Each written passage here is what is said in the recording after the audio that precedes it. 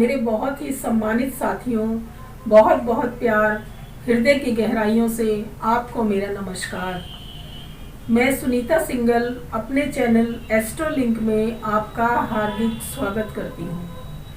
दोस्तों, आज का विषय तो आपने पढ़ ही लिया होगा। आज का विषय है कि कब मिलती है स्त्रियों को धनाढ़ ससुराल।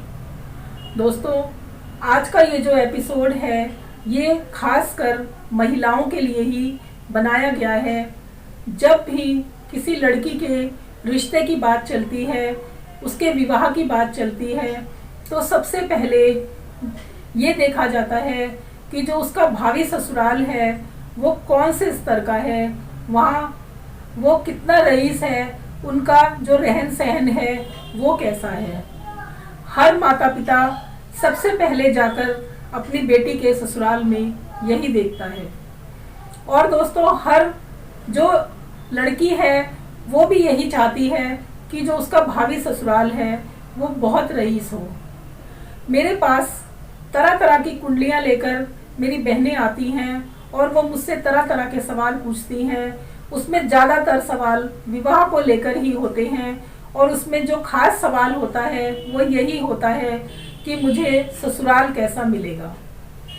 दोस्तों, कई बार कोई लड़की बहुत ही सामान्य सी होती है और वो बहुत ही निम्न स्तर से होती है, लेकिन उसको ससुराल इतने उच्च स्तर का मिल जाता है, इतना धनाढ़ मिल जाता है कि देखने में लगता है कि जैसे जमीन और आसमान का फर्क हो। दोस्तों, ऐसा कब होता है? ऐसा तब होता है जब हमारी कुंडली में इस तरह के योग होते हैं। दोस्तों, आज मैं आपको इसी तरह की स्थिति के बारे में बताऊंगी कि ऐसी कौन सी स्थिति होती है हमारी कुंडली में जिससे कि हम जान सकते हैं कि विवाह के बाद हमारा जो भावी ससुराल होगा वो बहुत ही धनाढ़ होगा। और कई स्त्रियां ऐसी होती हैं कि जिनकी कुंडली में इस तरह का योग होता है लेकिन वो इसका लाभ नहीं ले पाती, तो उसके लिए आज मैं आपको एक उपाय भी बतलाऊंगी।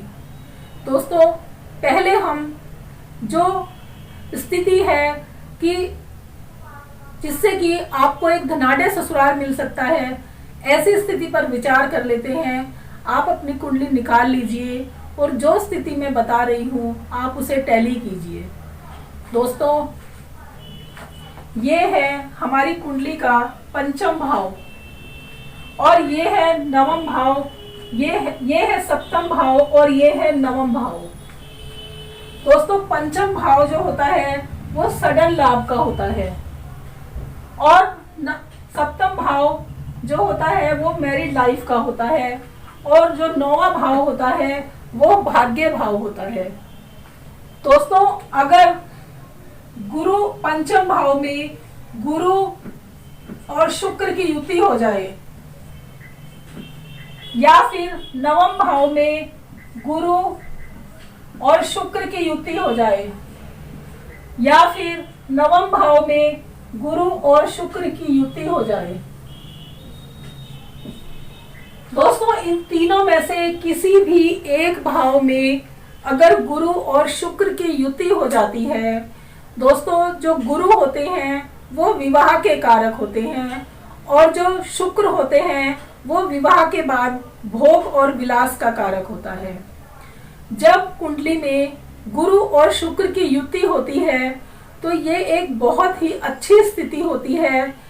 ऐसी जो स्त्रियां होती हैं वो अपने ससुराल में हमेशा राज करती हैं, उन्हें इतना धनाढ़ ससुराल मिलता है।